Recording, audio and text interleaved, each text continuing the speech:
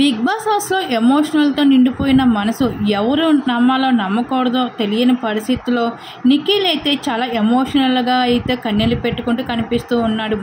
Already red ఎగ్ని సోనియాకి అందించడం, ఇంకా నైనికని nomination నుండి సేవ్ చేయడం అలా చేసినందుకు అయితే పృథ్వీ అయితే నిఖిల్ పైన చాలా కోపంగా కనిపిస్తున్నాడు. అంటే ఏమిటి, నేను టాస్క్లో పార్టిసిపేట్ చేయకూడదన్నా, నేను చీప్గా కాకూడదన్నా, నన్ను మాత్రం సేవ్ చేయలేదు, అట్లీస్ట్ ఎగ్ కూడా ఇవ్వలేదు అంటూ పృథ్వీ అయితే నిఖిల్ పైన కోపంగా కనిపించాడు.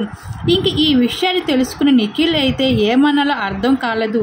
ఇంకా విష్ణుప్రియ దగ్గరికి వచ్చి, నిన్ను ఎప్పుడైనా తిట్టానా, ఏమని అన్నానా చెప్పు, నీతో ఎప్పుడైనా మాట్లాడాలి చూస్తూ ఉంటాను, నిన్ను అంత ఫ్రెండ్గా ఉంటాను అంటే మన ఇద్దరి మధ్యన క్లోజ్ అంటూ విష్ణుప్రియకి అంటే నిఖిల్, అవునా నువ్వు ఆడిన మాటలు ఇప్పుడు నేను గుర్తు చేయాలని అనుకోవడం లేదు, సరే ఆ రూమ్లో మీ ఫ్రెండ్ సోనియా ఇప్పుడే ఉంది వెళ్ళిపోతావా అంటూ విష్ణుప్రియ కూడా కోపంగా చెబుతుంది నిఖిల్కి.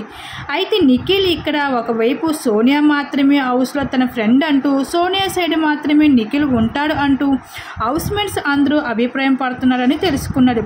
అయితే ఈ విషయాలు తెలుసుకున్న నిఖిల్ అయితే చాలా కుమిలిపోతున్నాడు. నేను అందరితో మంచిగా ఉండాలని అనుకుంటాను, ఎవరిని కూడా నేను చెడుగా ఇచ్చేయాలని అనుకోను అంటూ, నన్ను ఎవరు అర్థం చేసుకోవడం లేదు అంటూ చాలా కుమిలిపోతున్నాడు బిగ్ బాస్ హౌస్లో నిఖిల్. మరి నిఖిల్ అభిప్రాయంపై మీరేమనుకుంటే మీ అభిప్రాయాన్ని తప్పకుండా కామెంట్స్ అయితే షేర్ చేసుకోండి.